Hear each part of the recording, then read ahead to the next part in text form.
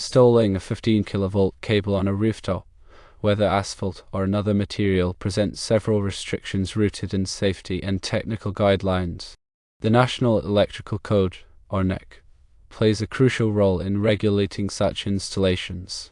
Specifically, NEC Article 225.26 generally prohibits cables over 2 kilovolts from being installed in raceways on roofs, with the exception of isolated phase installations. Furthermore, NEC Article 300.1 mandates that cables must be protected from physical damage. Several safety hazards arise from rooftop cable installations. Firstly, electrical shock is a significant concern. The high voltage present in 15 kilovolt cables poses a substantial risk to personnel who may come into contact with them. Secondly, a fire hazard exists. Faulty cables or damage to the insulation can lead to arcing, potentially igniting a fire. Thirdly, mechanical damage is a risk. Cables installed on rooftops are exposed to various weather elements, foot traffic for maintenance personnel, and other activities that can cause physical damage to the cable. There are also several technical considerations for a 15 kilovolt cable installation. Firstly, insulation must be appropriately rated. The cable's insulation must be suitable for outdoor use and capable of withstanding ultraviolet radiation, temperature extremes, and moisture. Secondly, cable size matters. 15 kilovolt cables are typically large and heavy, which requires careful consideration of support structures and routing pathways. Thirdly, clearance is critical. Adequate clearance must be maintained between the cable and any surrounding objects to prevent potential electrical hazards. Fourthly, protection from mechanical damage is required. Cables must be shielded from physical damage, and this can be achieved by using conduit or cable trays. Given these restrictions, alternative installation methods should be considered. One option is to bury the cable underground. Underground installation provides superior protection against weather and mechanical damage. Another option is to run the cable through a conduit on the exterior of the building. This method shields the cable from the elements and minimizes the risk of damage from foot traffic. Finally, isolated phase installation is an option. Installing the cable in an isolated phase configuration, potentially using poles or structures, separates the phases and reduces the risk of arcing and other electrical hazards. When contemplating the installation of 15 kilovolt cables on rooftops or any other elevated area, it is paramount to consult with qualified electrical engineers and strictly adhere to all local codes and regulations. Considering the electrical code, safety, and the physical requirements, some of the NEC articles to be considered are: firstly, NEC Article 230.9 regarding clearances, which specifies the vertical clearances required for service conductors above roofs, depending on the voltage and roof accessibility. Secondly, NEC Article 310.15, which provides guidelines for determining the ampacity or current carrying capacity of conductors, taking into account factors like insulation type, ambient temperature, and the number of conductors in a raceway.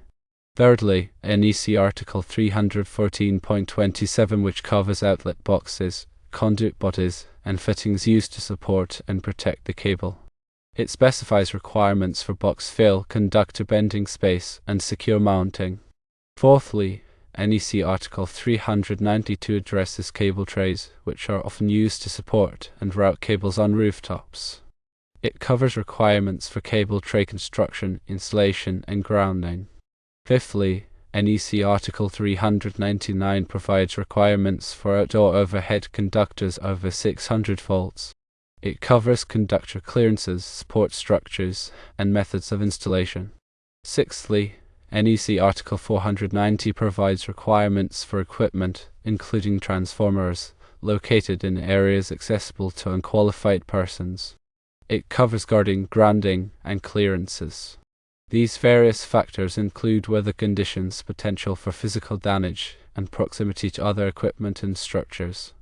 It is essential to perform a thorough risk assessment before beginning any installation.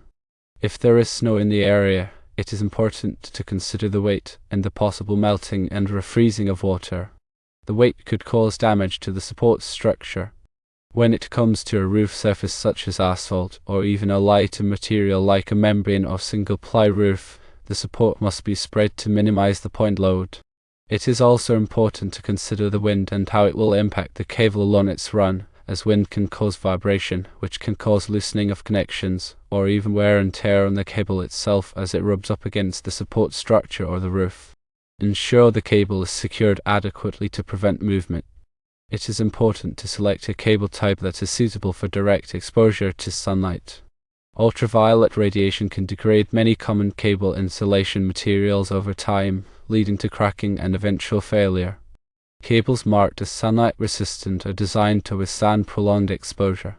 Furthermore, consider the temperature rating of the cable, as rooftops can experience extreme temperature fluctuations from well below freezing in the winter to extremely hot in the summer. Select a cable with a temperature rating that exceeds the expected temperature range. Electrical connections are a common point of failure in any electrical system. Ensure that all connections are made properly and torqued to the manufacturer's specifications. Use appropriate connectors that are rated for the cable size and type, and protect connections from moisture and corrosion using appropriate sealing methods. Cable supports must be adequately sized and spaced to support the weight of the cable and any additional loads such as ice or snow. The support should be made of a material that is resistant to corrosion, and they should be securely fastened to the roof structure. Cable routing should be planned carefully to minimize the length of the cable run and avoid sharp bends or obstructions. The cable should be routed in a way that allows for easy access for maintenance and inspection. Always consider the safety of personnel working on or near the cable. Ensure that the cable is properly grounded to minimize the risk of electric shock. Use appropriate safety barriers and signage to warn personnel of the presence of high voltage. And always de-energize the cable before performing any maintenance or repairs. When installing cable trays, be sure to follow the manufacturer's instructions for assembly and installation. Use appropriate hardware and fasteners to ensure that the cable tray is securely mounted to the roof structure.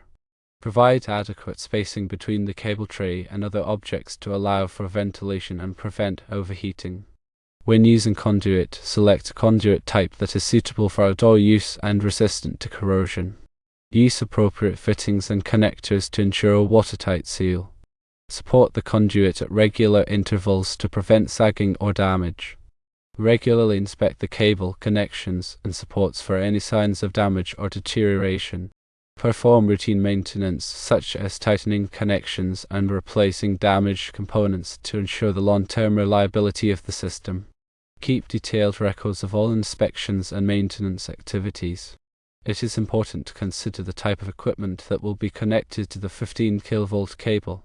Ensure that the equipment is compatible with the voltage and current rating of the cable.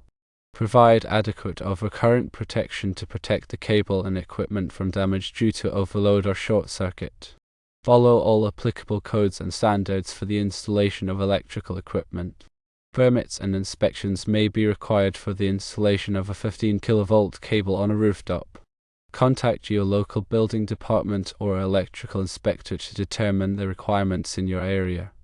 Obtain all necessary permits before beginning any work. Schedule inspections at appropriate stages of the installation to ensure that the work is being performed in accordance with all applicable codes and standards. Maintain accurate records of all permits and inspections. Ensure that all personnel working on the installation are properly trained and qualified. Provide training on the hazards of working with high voltage electricity. Ensure that all personnel are familiar with the applicable codes and standards. Require all personnel to use appropriate personal protective equipment such as gloves, eye protection, and fall protection. In the long term, plan for the eventual decommissioning of the cable.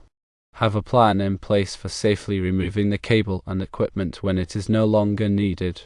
Dispose of the cable and equipment in accordance with all applicable regulations. Restore the rooftop to its original condition. When considering the environmental impact, be aware of the environmental regulations that may apply to the installation of a 15 kV cable on a rooftop. Take steps to minimize the environmental impact of the installation. Dispose of waste materials properly. Protect the surrounding environment from contamination. Consider the aesthetic impact of the installation, as a large cable and support structure can be unsightly. Take steps to minimize the visual impact of the installation. Use materials and colors that blend in with the surrounding environment. Screen the cable and equipment from view. When working in cold weather, take extra precautions to protect yourself from the elements. Dress warmly in layers. Take frequent breaks to warm up. Be aware of the signs of hypothermia and frostbite. When working in hot weather, take steps to prevent heat stroke and heat exhaustion. Drink plenty of water. Take frequent breaks in the shade. Wear light-colored clothing. Be aware of the signs of heat stroke and heat exhaustion. When working in wet weather, take steps to prevent slips and falls. Wear slip-resistant shoes. Use caution when working on wet surfaces. Be aware of the hazards of working with electricity in wet conditions. Some of the typical rooftop materials, each with their own properties, are firstly, asphalt shingles, which are a common and relatively inexpensive roofing material. They are made of asphalt and covered with granules to protect them from the elements. They are relatively durable, but can be damaged by extreme temperatures, hail, and foot traffic. Secondly, metal roofing is durable and long-lasting. It can withstand extreme weather conditions and is resistant to fire and pests. Metal roofing can be made of various materials, such as steel, aluminum, and copper. Thirdly, tile roofing is a durable and aesthetically pleasing roofing material. It is resistant to fire and pests and can last for many years. Tile roofing is typically more expensive than asphalt shingles. Fourthly, single-ply membrane roofing is a lightweight and flexible roofing material that is often used on commercial buildings. It is typically made of rubber or plastic and is resistant to water and chemicals. Single-ply membrane roofing is relatively easy to install and maintain.